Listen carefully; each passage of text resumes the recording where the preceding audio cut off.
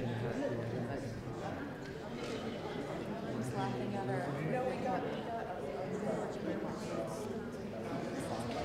my great pleasure to introduce our special guest this afternoon, Randy Harrison. Randy has had an extraordinary career in television, film, and theater.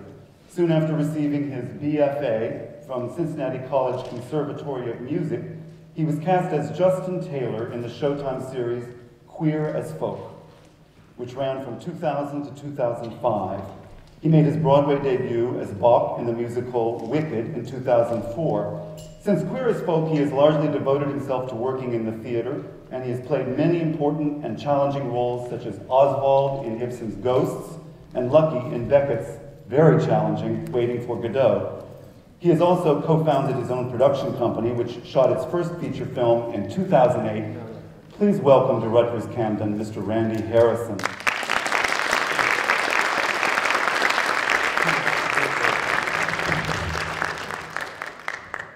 I wonder if you could give a little background, first on how you got interested in theater in the first place, then your college career, and how you landed this magnificent part. Okay.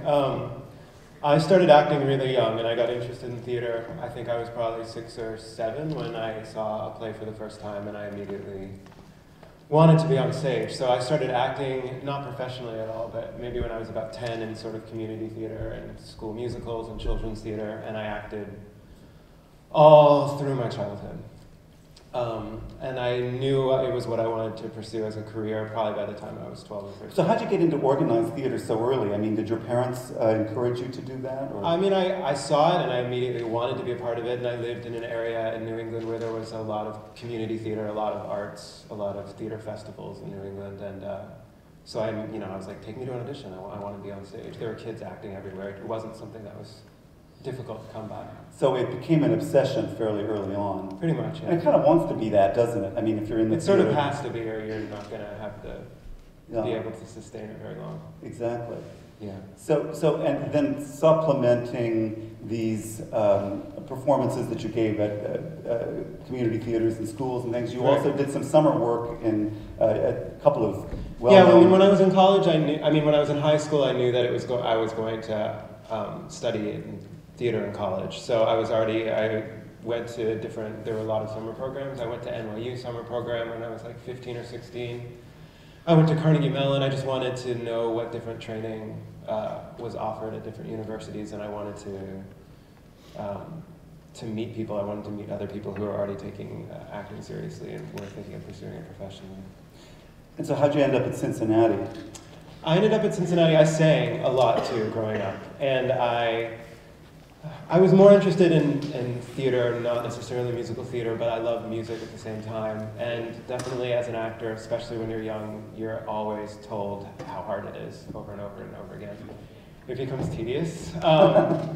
And I felt like because I had some musical talent, it would be stupid not to train that too. So I wanted to go to a program that had a strong music program as well as a strong theater program, and Cincinnati offered both.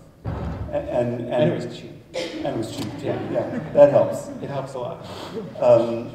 And were you thinking while you were at Cincinnati that you wanted to pursue a career in Broadway musicals? It was something I always wanted that to be a part of my career. I didn't want it to be exclusively my career. I think I would not be fulfilled if I were just doing that. Right. I was sort of naively under the impression when I went to school that it was more, it's actually pretty hard and sort of unusual it seems like people do one or the other. Yeah.